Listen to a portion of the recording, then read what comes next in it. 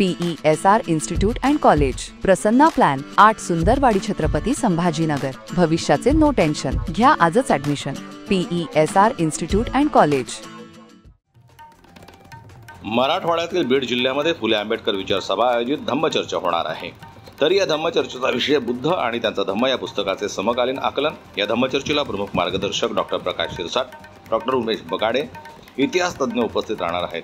कार्यक्रमाचे उद्घाटन डॉक्टर सुभाष साळवे, जिल्हा कृषी अधिकारी, कार्यक्रमाचे अध्यक्ष विक्रम धनवे हे राहणार आहेत।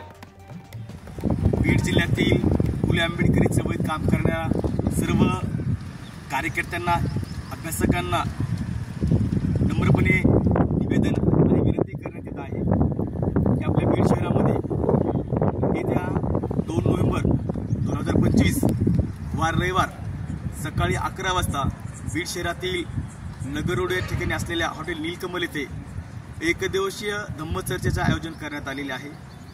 ही धम्मचर्चा बाबासाहेब आंबेडकरांनी लिहिलेल्या बुद्ध आणि त्यांचा धम्म हे जे पुस्तक आहे, बुद्ध आणि त्यांचा धम्म या पुस्तकाचे समकालीन आकलन या विषयावरती ही धम्मचर्चा त्या ठिकाणी संपन्न होणार आहे।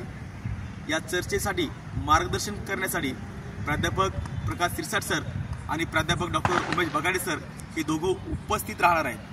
तरी सर्व कार्यकर्त्यांना विनंती आहे की आपण सर्वजणांनी या चर्चेमध्ये सहभागी व्हावं आणि बाबासाहेब आंबेडकरांच्या दृष्टिकोनातून, बाबासाहेब आंबेडकरांच्या क्रांतिकारी दृष्टिकोनातून बुद्ध आणि त्यांचा धम्म हे पुस्तक आपण सर्वजणांनी समजून घ्यायचं आहे। त्या दिवशी धम्म हे जग बदलण्याचं क्रांतिकारी तत्वज्ञान आहे, परंतु धम्माचं स्वरूप आल्यामुळे त्यातलं क्रांतिकारी तत्व नष्ट होत चाललेलं आहे। हे फुले आंबेडकरी चळवळीच्या दृष्टीनं अहिताचं आहे, फुले आंबेडकरी चळवळीमध्ये अडथळा निर्माण करणार आहे। आणि म्हणून अशा पद्धतीचा धम्माला धर्माचं स्वरूप आलेलं आहे। त्या धम्माला धर्माचं स्वरूप आल्यामुळे चळवळ कुठेतरी गती कमी होत आहे आणि चळवळीची गती वाढवण्यासाठी आपल्याला धम्माला धर्माचं स्वरूप येऊ द्यायचं नाही। आणि म्हणून बाबासाहेब आंबेडकरांच्या क्रांतिकारी दृष्टिकोनातून धम्म समजून घ्यायचा आहे, धम्म समजून सांगायचं आहे।